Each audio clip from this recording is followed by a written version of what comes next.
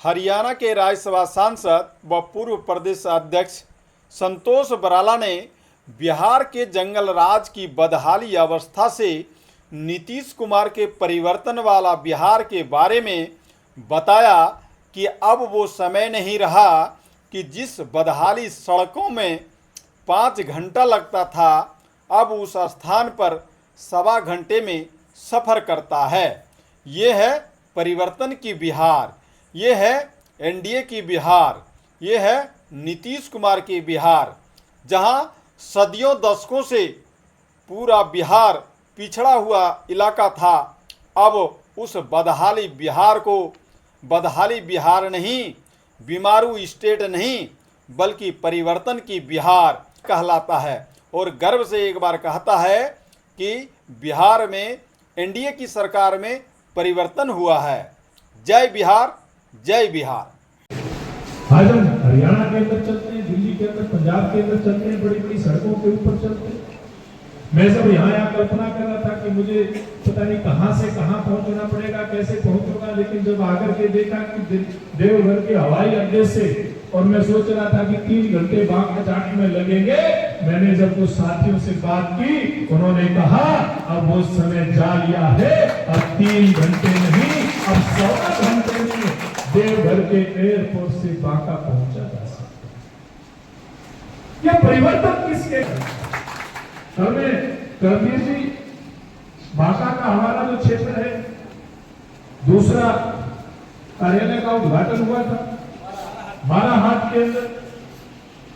जब कार्यालय का उद्घाटन हुआ, बहुत सारे लोग आए थे। बाद में मैंने कुछ बहनें वहां पर बैठी थी, उनके साथ मैंने गपशप शुरू की।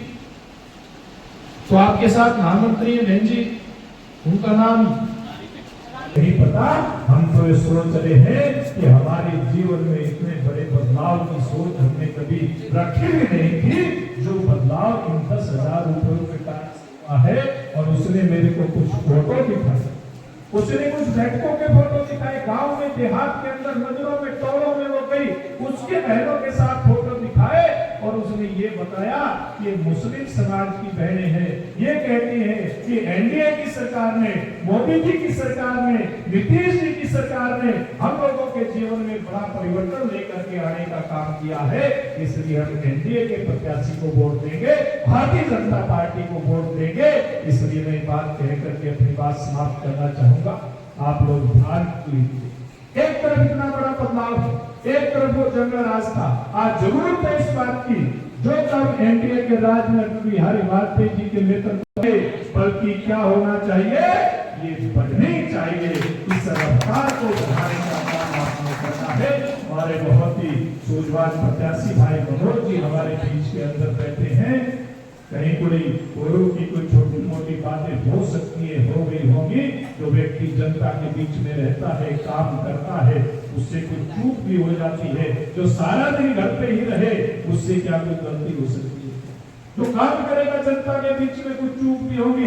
सारी बातों को भुला करके केवल निशाना एक ही, बिहार की तरक्की, बिहार की शांति और बिहार की खुशहाली के हमने काम करना है। और 11 तारीख को हमारे एनडीए के प्रत्याशी के लिए आपने डट करके काम करना है। यही संदेश में अपने भारतीय जनता पार्टी के ऐसे कर्मठ कार्यकर्ता, जिनके दम पर आज देश के अंदर सरकार भारतीय जनता पार्टी की बनी है, ऐसे कार्यकर्ता जिनके दम पर भारतीय जनता पार्टी बिहार प्रदेश के अंदर मजबूती के साथ खड़ी है, ऐसे कार्यकर्ताओं से मैं नम्र निवेदन करते हुए अपनी बात को समाप्त करता हूं। आप सबका बहुत बहुत धन्यवाद।